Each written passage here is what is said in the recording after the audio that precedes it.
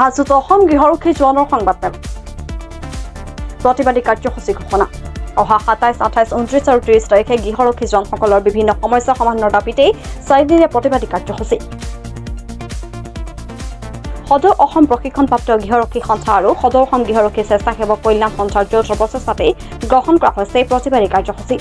উক্ত প্ৰতিবাদী কাৰ্যসূচীত অংশগ্ৰহণ কৰিব অসমৰ বিভিন্ন প্ৰান্তৰ গৃহৰক্ষী জোৱান ৰাজ্যৰ বিশিষ্ট বুদ্ধিজীৱীৰ লগতে বিভিন্ন দল সংগঠনৰ নেতা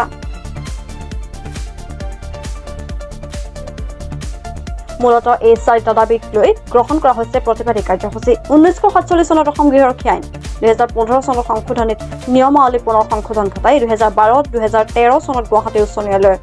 ৰায়দান মৰ্মে চাকৰি নিয়মীয়কৰণ কৰক অসমত গৃহৰক্ষী অনুপাতে কৰ্তব্য মকৰলৰ পদৰ সংখ্যা সমপৰ্যায়ৰ নোহোৱা পৰ্যন্ত আৰু অসম গৃহৰক্ষী আইন পুনৰ সংশোধন নকৰা পৰ্যন্ত হোমগাৰ্ড ডিপাৰ্টমেণ্ট ছফটৱেৰ চিষ্টেম স্থগিত ৰাখক গৃহৰক্ষী বাহিনী 55 বয়সৰ ঊৰ্ধ্ব সীমা 60 বছৰলৈকে বৃদ্ধি কৰক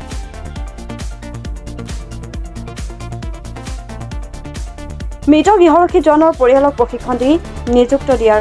ব্যৱস্থা কৰক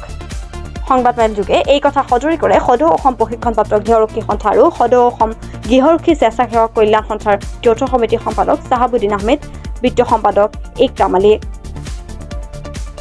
আমি অসমৰ সমূহ প্ৰশিক্ষণপ্ৰাপ্ত গৃহৰক্ষী স্বেচ্ছাসেৱক সেৱিকাসকলক আমি আহ্বান জনাইছোঁ যে আমাৰ নিজৰ প্ৰাপ্য অধিকাৰৰ বাবে অহা 27 তাৰিখৰ পৰা 30 তাৰিখলৈ 4 দিনীয়া আমি অৱস্থান ধৰ্মঘট গুৱাহাটী চচলত ৰূপায়ণ কৰাৰ কাৰণে প্ৰয়াস কৰিছোঁ আশা ৰাখিছোঁ আমাৰ নিজৰ ন্যায্য প্ৰাপ্তিৰ বাবে আপোনালোকে স্বতঃস্ফূৰ্তভাৱে ওলাই আহি উক্ত মানে গণতান্ত্ৰিক কাৰ্যসূচীত আপোনালোকে অংশগ্ৰহণ কৰক আৰু সেই অংশগ্ৰহণৰে আমাৰ যি নিজৰ সমস্যা আছে সেই সমস্যাসমূহ দৃষ্টিগোচৰ কৰাৰ বাবে অসম চৰকাৰ তথা বিভাগীয় কৰ্তৃপক্ষক আমি প্ৰদৰ্শন কৰিব লাগে সেয়ে মই অসমৰ সমূহ গৃহৰক্ষী ভাই বন্ধুসকলক 27 তাৰিখৰ পৰা 30 তাৰিখলৈ আপোনালোকৰ নিজৰ সমস্যাৰ ওপৰত আপোনালোকে নিজে চিন্তা কৰি সেই কাৰ্যসূচীত আপোনালোকে ওলাই আহি আমি নিজৰ প্ৰাপ্যখিনি আমি চৰকাৰ তথা বিভাগীয় কৰ্তৃপক্ষৰ পৰা পোৱাৰ আশাৰে আপোনালোকক আমি অহাৰ কাৰণে আহ্বান জনাইছোঁ চাওক আজি আমি চৰকাৰৰ লগত বহুত আলোচনা বিলোচনা কৰিলোঁ কিন্তু চৰকাৰে আমাৰ অসমৰ 27,000 গৃহৰক্ষীৰ ভৱিষ্যতৰ কথা চিন্তা নকৰি তেওঁলোকে বাৰম্বাৰ আমাক প্ৰতাৰণা কৰিছে এই প্ৰতাৰণা কৰাৰ কাৰণে আমি অহা 27, 28, 29, 30 তাৰিখে আমি অৱস্থান ধৰ্মঘট চচলত ল'বলৈ বাধ্য হৈছোঁ কিয়নো আমাৰ দাবীসমূহ হৈছে যে 1947 চনৰ গৃহৰক্ষী আইনখন 2015ত এমেণ্ডমেণ্ট হৈছে যদিও সময়ৰ উপযোগী হোৱাকৈ এমেণ্ডমেণ্ট হোৱা নাই আৰু 2012 আৰু 13ৰ উচ্চ ন্যায়ালয়ৰ গোচৰ মৰ্মে চাকৰি নিয়মীয়া কৰাৰ যিটো সিদ্ধান্ত বা ৰায়দান দিছিল সেই ৰায়দান অসম চৰকাৰে মানি লোৱা নাই মানি লোৱাৰ কাৰণে আমি এই কাৰ্যসূচী দিবলৈ বাধ্য হৈছোঁ দ্বিতীয় কথাটো হৈছে যে যেহেতু চৰকাৰী চাকৰি 60 বছৰ সব মানুহৰে চাকৰি 60 বছৰ আছে কিন্তু আমাৰ গৃহৰক্ষীৰ জোৱানসন্ধিক তেওঁলোকে 55 বছৰ কৰি দিছে যে আমি 55 বছৰৰ ঠাইত 60 বছৰ আমি ডিমাণ্ড কৰিছোঁ আৰু 3 নম্বৰটো হৈছে যে ডেভেলপমেণ্ট ছফটৱেৰ ছিষ্টেম এটা আমাৰ মাজত তেওঁলোকে বিভাজন কৰিছে যে ছফটৱেৰ ছিষ্টেমত ডেভেলপমেণ্ট দিয়ে যে এই ছফটৱেৰ ছিষ্টেমটো আমি তেওঁলোকক অতি সোনকালে বন্ধ কৰাৰ কাৰণে আহ্বান কৰিছোঁ কিয়নো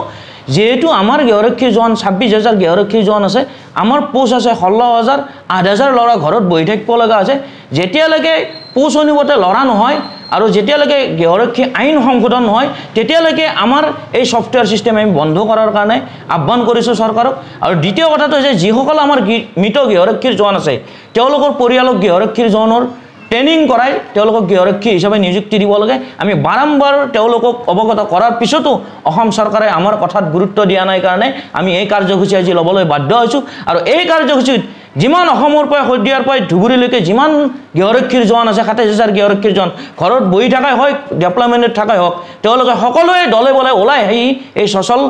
কাৰ্যসূচীত অংশগ্ৰহণ কৰাৰ কাৰণে মই যৌথ কমিটিৰ বিত্ত সম্পাদক হিচাপে লগতে সদৌ অসম প্ৰশিক্ষণপ্ৰাপ্ত গৃহৰক্ষী সন্থাৰ সম্পাদক হিচাপে মই আহ্বান কৰিছোঁ হাজোৰ পৰা কমলাকান্ত দাসৰ ৰিপৰ্ট টাইম ডিজিটেল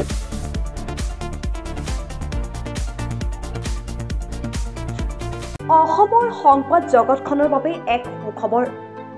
নৰূপ নহাজেৰে প্ৰায় 30 বছৰীয়া অভিজ্ঞতাপুষ্ট সাপ্তাহিক কবচ পুনৰ এবাৰ ৰাজ্যৰ মাজলৈ। স্বত্বাধিকাৰী প্ৰণীতা কলিতাৰ দ্বাৰা প্ৰকাশিত আৰু অমৰজ্যোতি প্ৰিণ্টাৰ্ছ, গুৱাহাটী কমাৰ্চ কলেজৰ বিপৰীত ফালে মুদ্ৰিত। আমাৰ ঠিকনা মুখ্য কাৰ্যালয় অসম ফৰেষ্ট স্কুল, হৰিমন্দিৰ পথ, গুৱাহাটী আৰু অস্থায়ী কাৰ্যালয় কলিতা মাৰ্কেট, বিজয়নগৰ, কামৰূপ, অসম। মোবাইল নং 9435114666 আৰু 7024722813। Mail ID probhatiahom@gmail.com।